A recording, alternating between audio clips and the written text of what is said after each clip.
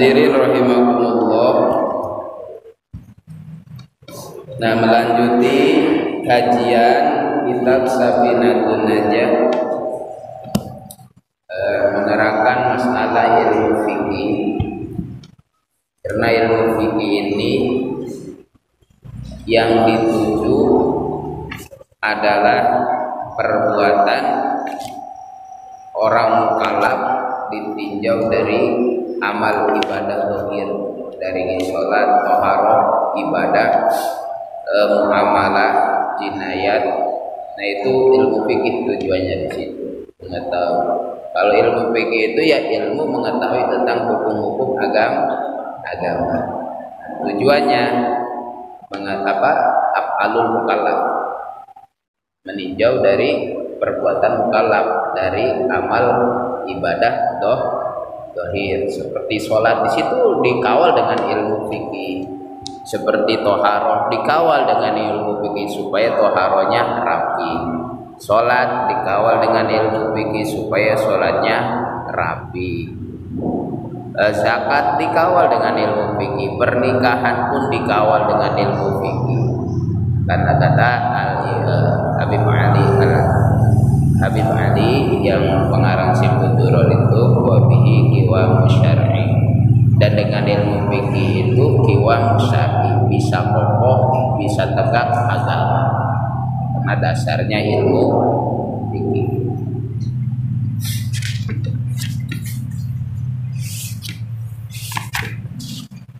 Maka berkata musannif, Bismillahirrahmanirrahim, tasdidatu tasyahudi ihda wa isruna khamsun fi akmalihi khamsun jaidatun fi akmalihi wa sita asyarata fi aqallihi. Jadi pada kesempatan ini akan menjelaskan, mengurai tentang tasdid di dalam tahiyat, tasdidan di dalam tahiyat. Karena memang supaya tahiyatnya itu rapi, bagus, berarti tasdidannya itu harus bagus. Dari Fatihah tasdidannya harus ada, terjaga.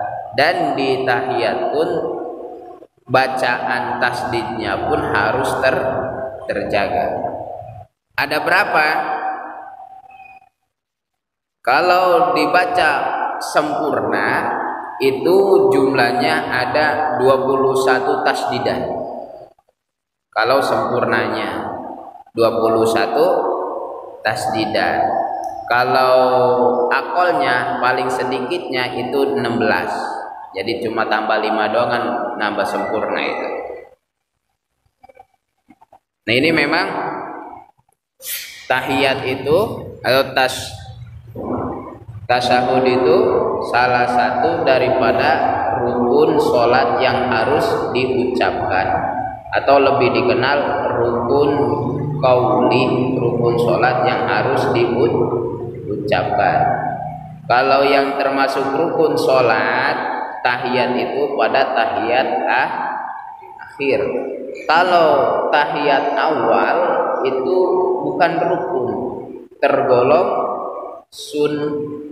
sunnah ab'ad. Seperti sholat maghrib, tahiyat pertama itu bukan rukun tapi sunnah ab'ad. Itu kan, ataupun sholat yang 3 rakaat ataupun yang 4 rakaat. Ketika tahiyat awal itu bukan tergolong rukun tapi sunnah ab'ad. Ya kalau ketinggal atau tidak dilaksanakan ya enggak masalah. Artinya enggak batal sholatnya kalau meninggalkan tahiyat awal. Tapi memang disunahkan sujud sahwi. Nah, yang tergolong rukun qauli itu tahiyat akhir. Tahiyat akhir. Mana at-tahiyatul mubarakatus sholawatut thayyibatu lillah. Assalamu alayka ayyuhan nabiyyu wa rahmatullahi wa barakatuh. Assalamu alayna wa ala ibadillahis sholihin. Ashhadu an la ilaha illallah wa ashhadu anna Muhammadar Rasulullah. Nah itu tahiyat namanya. Jadi tasdidanya itu sempurnanya 21. Coba 1 at-tahiyatu. Itu pada mana tasdidanya? Ta, at. Kedua ya, at-tahiyat. Jadi kalau kata guru dulu itu kalau baca tasdid itu nyamber langsung bacanya. Kayak kesetrum. At-tahiyat. Kalau tasdid. Kalau memang bukan di depannya mad. Kalau seperti waladhdallin itu kan waladhdallin tetap tapi panjang dulu. Kalau enggak ada mad di depannya huruf mad maka langsung nyamber. At-tahiyatul 2 tuh ya kan. Mubarakatus shod 3. Sholawatut 4. Thayyiba ya 5. Sampai 5 kok thayyibat. At-tahiyatul mubarakatus sholawatut thayyibatu lillah. Lam 8 Allah.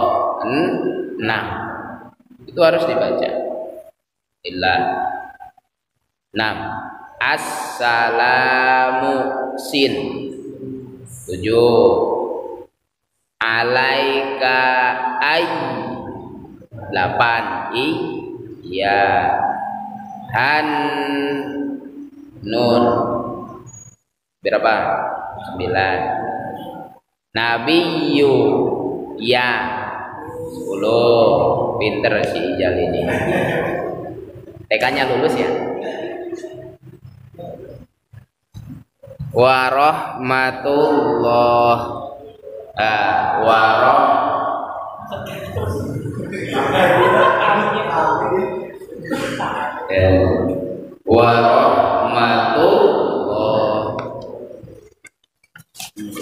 Itu lamnya lafaz Allah. Nih pas ini. Iya mantap. Jadi suaranya keteluan.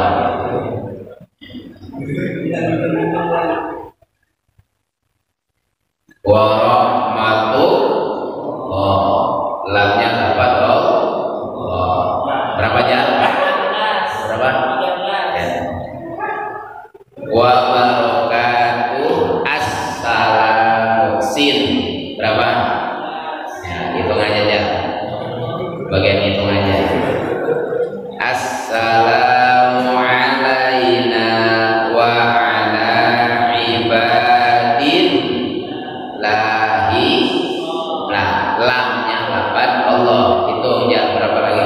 15. As-sholihin ibadillahis. Pas apa? Shol ya.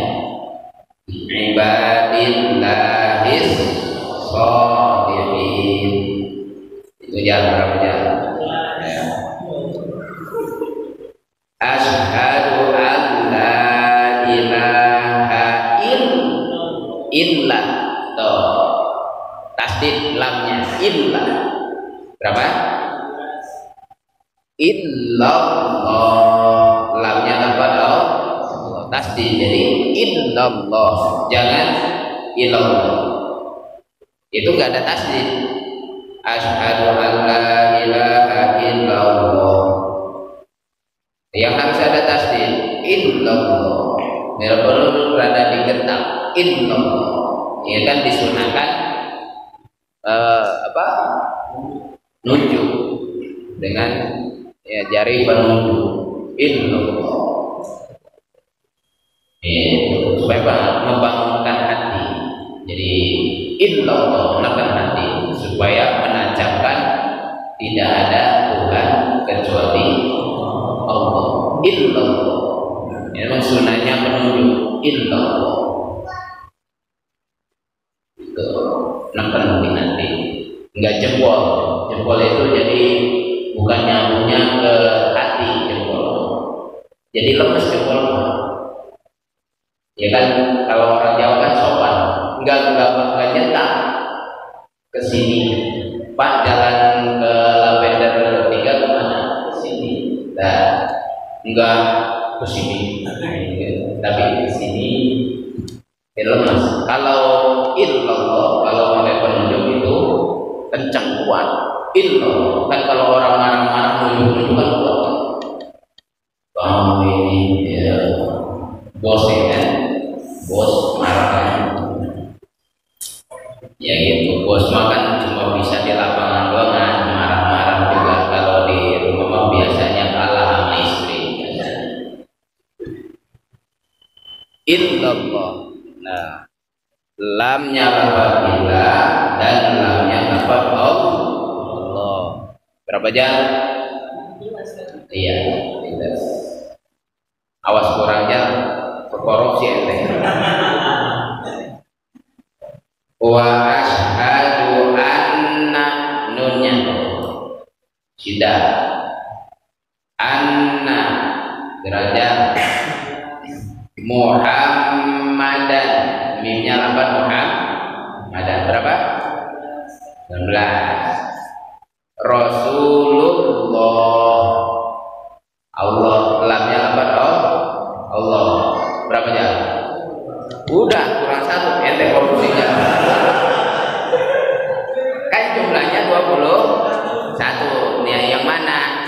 Illallah tuh lamnya lafaz ilah dan lamnya lafaz Allah. Nah, itu kan 2 jadinya.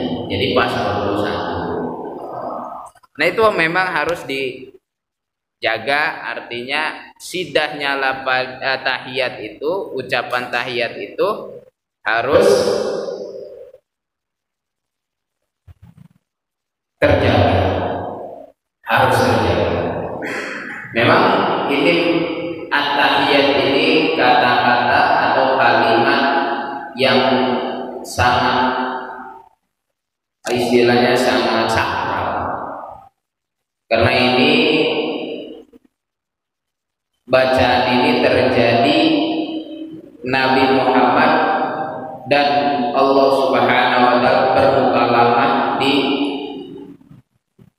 langit sana, di Sidratul Muntaha ketika Isra Mi'raj.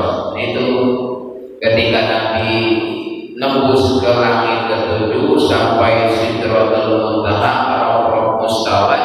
Di situ makhluk yang lain enggak kuat, bahkan malaikat Jibril pun enggak bisa nembus. Kemudian Nabi Muhammad itu, wahai Jibril, coba tunjukkan wujud asli. Ketika ditunjukkan wujud aslinya, Nabi pun ya takjub. Ayo Jibril kita, saya temenin dong masuk ke luar daripada Rabb Mustawat ini. Kata Jibril, waduh saya nggak sanggup.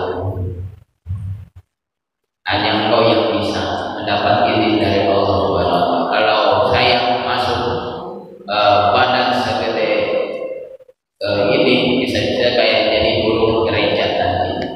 Jadi nggak kuat. Tapi Nabi Muhammad SAW kuat. Nah di situ bertemu dengan Allah, bermukalamanya ini at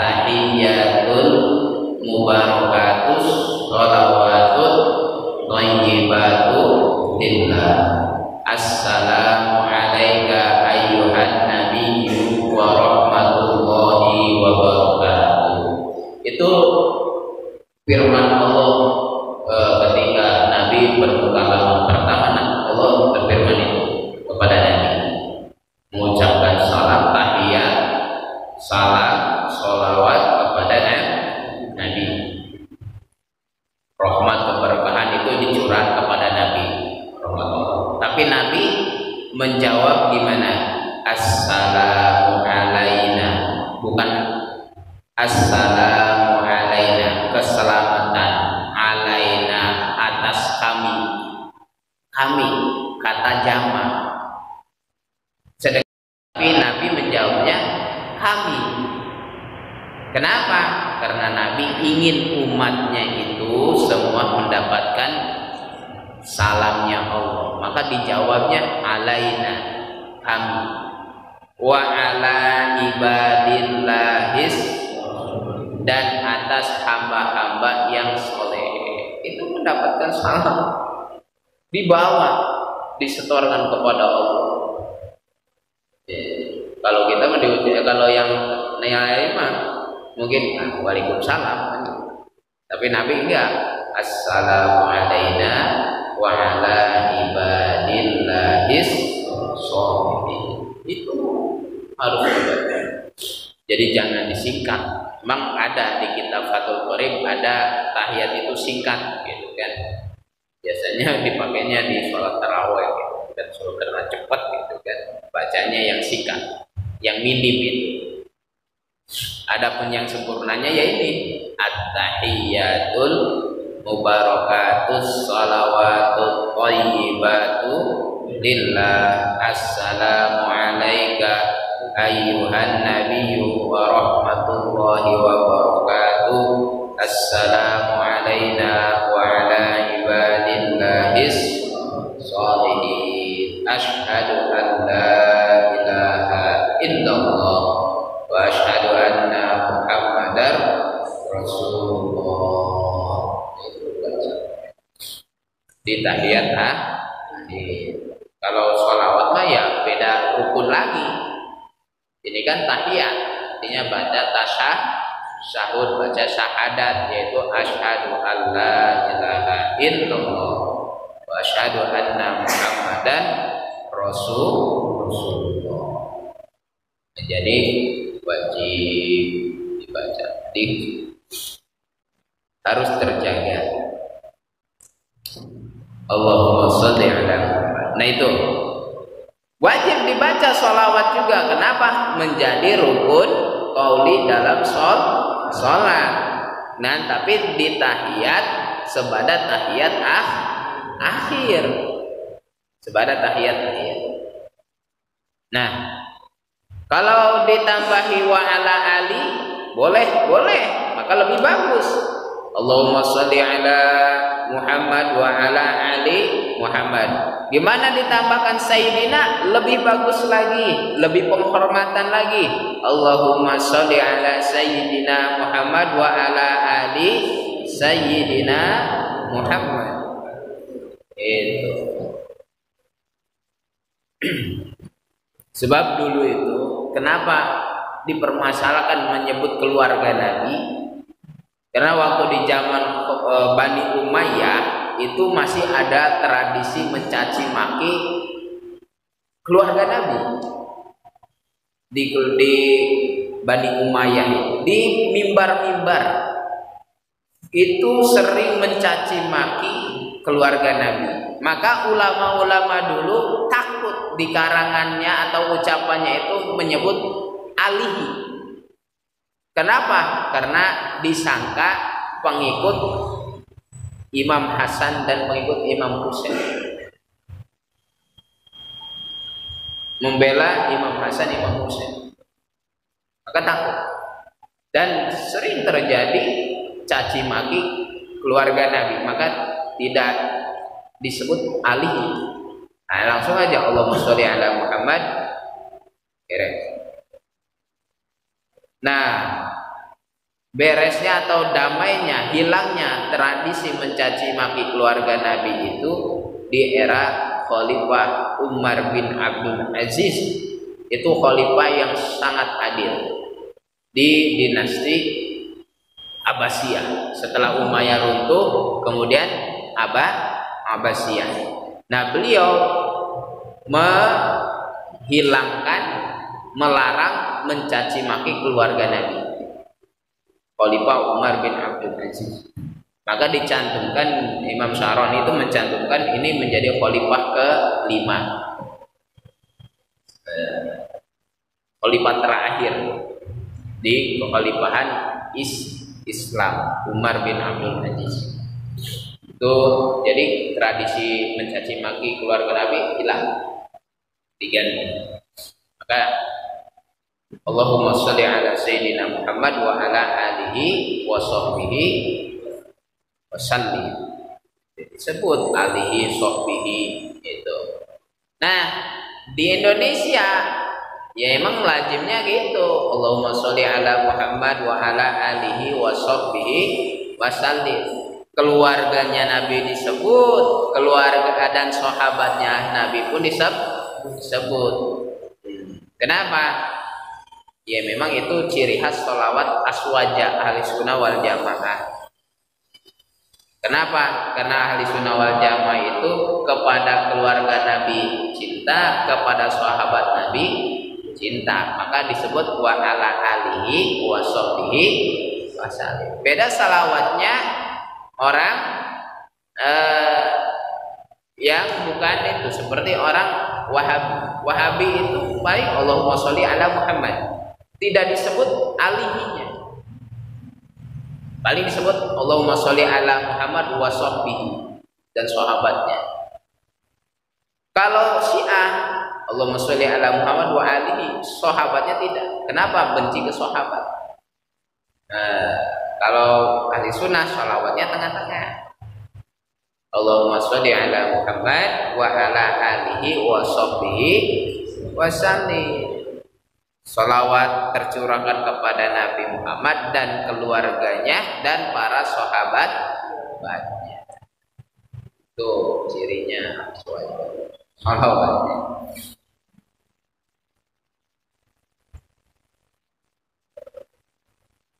Salawat.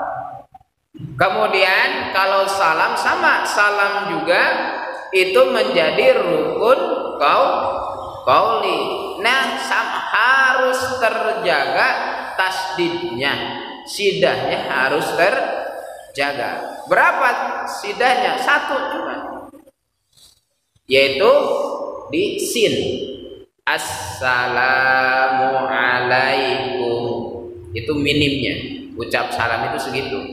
Assalamualaikum.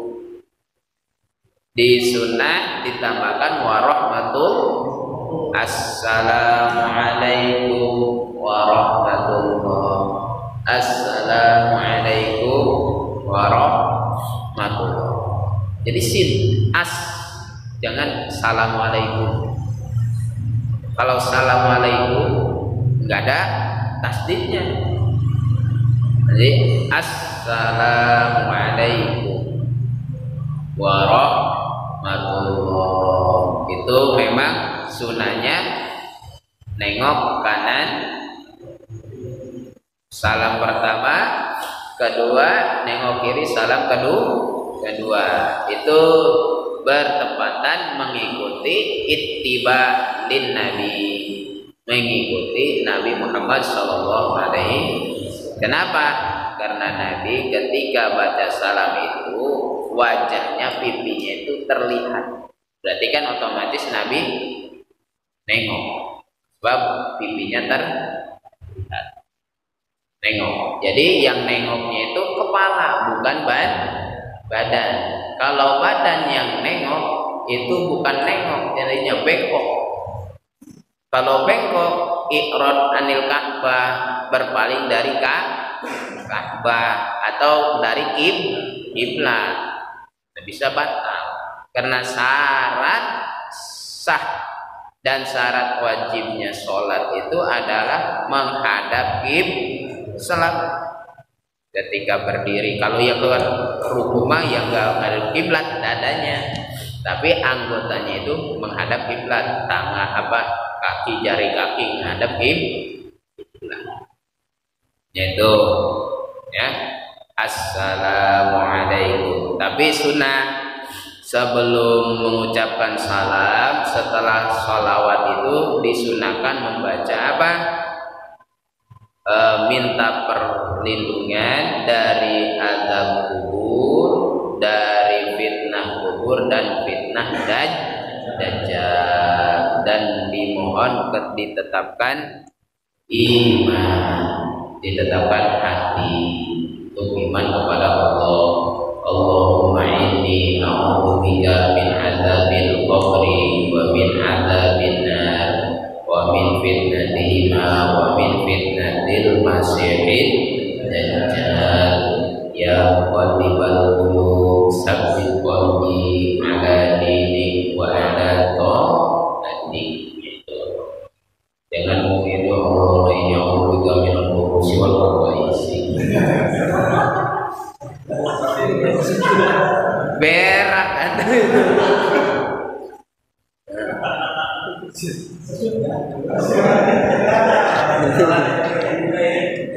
Jadi itu sunahnya. Allahumma inni a'udzubika min adzabil qabri wa min adzabin nari wa min fitnatihima wa min fitnatil masiihid dajjal. Ya Allah, sesungguhnya aku mohon perlindungan kepada Engkau dengan Engkau dari azab kubur.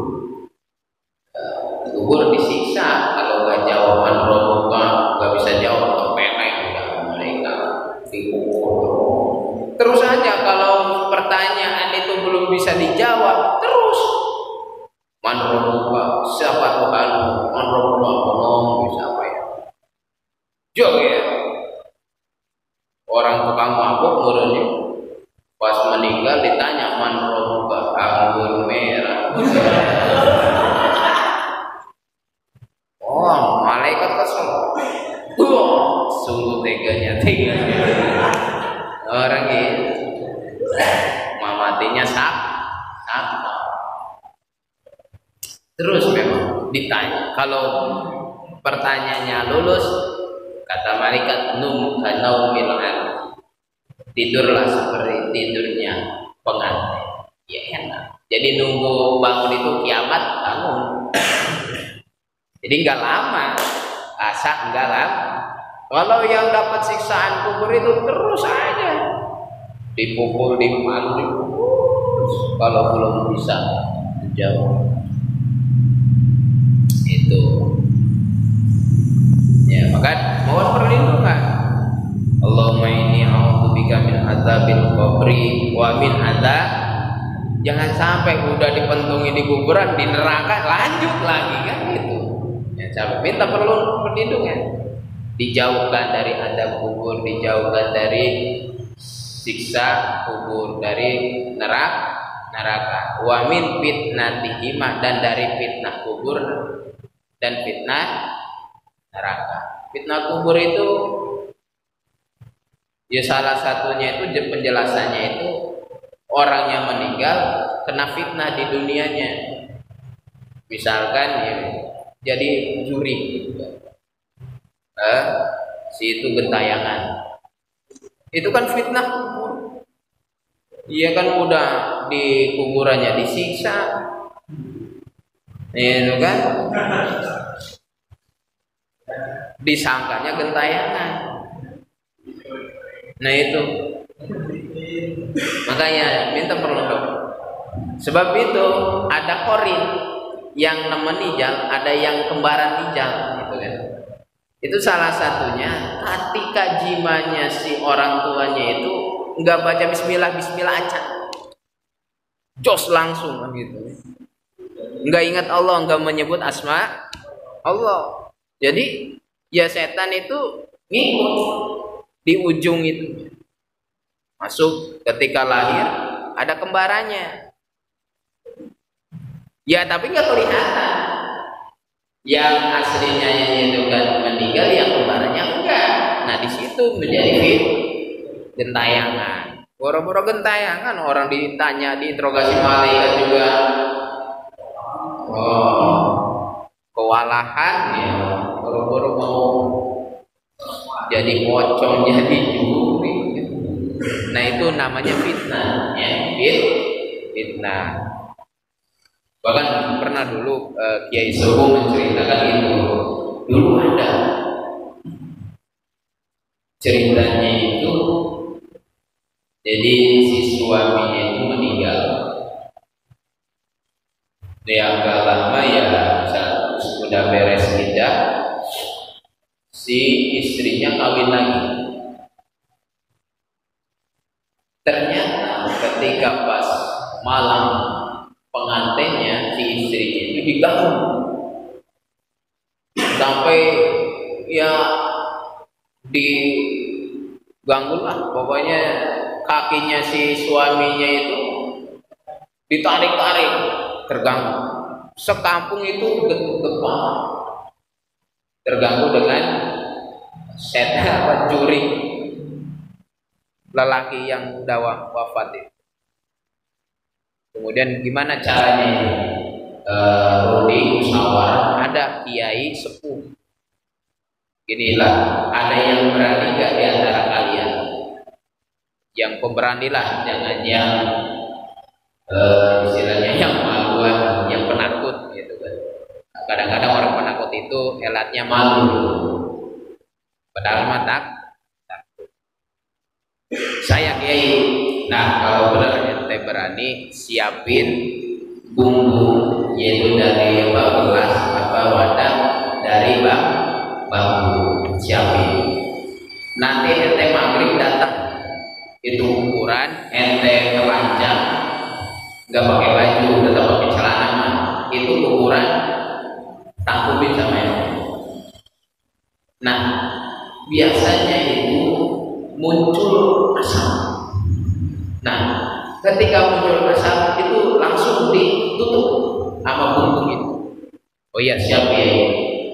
Dia maghrib siap. Datang di kuburannya, langsung buka baju, tidurin kuburannya. Iya, asap. Cuma dia kaget keluar asap itu. Wih, asap. Jadi nggak keburu-buru. Ternyata itu asap kemudian jadi hewan seperti cangkrik, lompat lagi kayak kodok, lompat lagi, loncat lagi seperti tikus, terus sampai jadi orang. Masuk aja ke kampung, waduh udah ketat. Besoknya lagi ditangkap, ditidurin lagi kuburan pas asapnya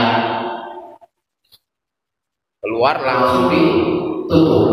Udah tinggal pagi-paginya dilihat ternyata darah disetorkan ke kiai. Oh, ini yang menyebabkan menjadi fitnah. Kenapa? Karena si mayit ini punya rasa dendam, jadi fitnah. Setannya mungkin ini kena dendam sampai terbawa, punya rasa dengki, terbawa mati. Itu jadi darahnya kan. Setan itu majro berjalan di perjalanan darah. Nah, maka di situ setan mengganggunya, menjadi fitnah manusia. Makanya kan gitu.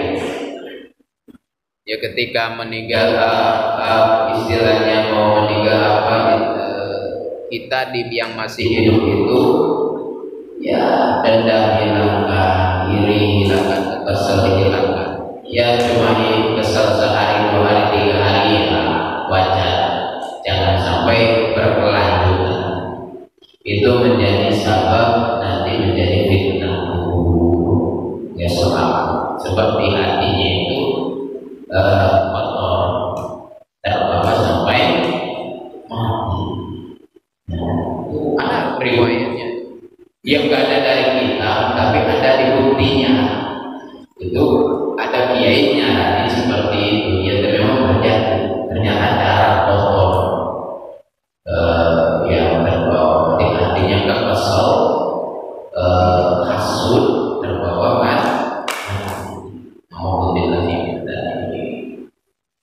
Makanya kan ketika doa mayit itu, mensolatkan mayit itu pas takbir keempatnya kan, Allahumma la tahrimna ajrohu wa la taftina ba'dahu waghfir lana wa lahu wa li ikhwanina alladzina sabaquna bil iman wa la taj'al, dan jangan jadikan fi qulubina, di hati-hati kami, ghillan, unak-unak. Itu yang jadi senjatanya setan itu, ghillan. Jadi jangan sampai unak-unak. Lilladzina amanu, untuk orang-orang yang beriman.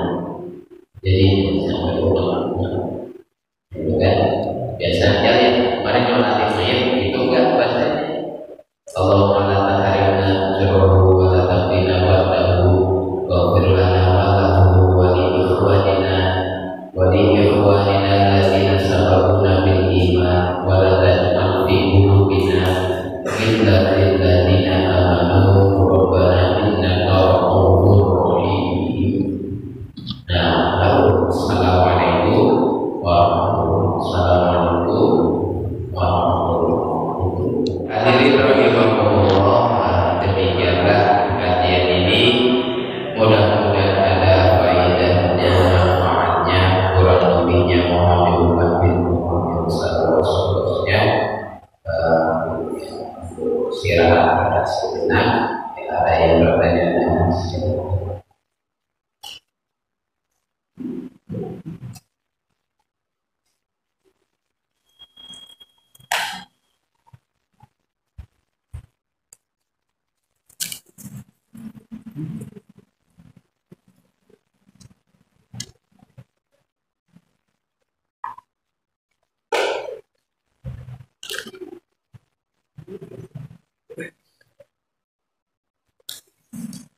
Ada ya?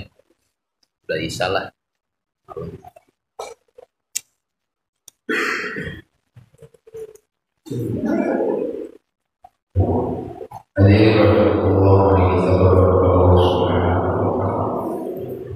Allahumma sholli ala sayyidina Muhammadin fil awwalin wal akhirin wa sholli wa sallim wa barik wa ala sadatina ashabi wa rasulillahi ajma'in. Amin. Alhamdulillahi rabbil alamin. Allahumma inna syari'a wa tariqa wal haqiqa wa samina bihaqqi sayyidina Muhammadin sallallahu alaihi wasallam. Allahumma ij'alna wa waladana wa talamidana min ahli ilmi wal khair wa la taj'alna wa iyyahu min ahli syarri wal khair. Rabbana zalamna anfusana wa illam taghfir lana wa tarhamna lanakunanna minal khasirin. Rabbana tawakkalna ilayka wa innaka tuhibbul mutawakkilin. Rabbana aslamna ilayka wa innaka tuhibbul muslimin. Allahumma inna nufawwidu al-amra ilayka fa innaka tuhibbul mutaqawwidin. Rabbana atina fid dunya hasanah wa fil akhirati hasanah wa qina adzabannar. Wa sallallahu ala sayyidina Muhammadin wa ala alihi wa sahbihi wasallam. Walhamdulillahi rabbil alamin. Assalamualaikum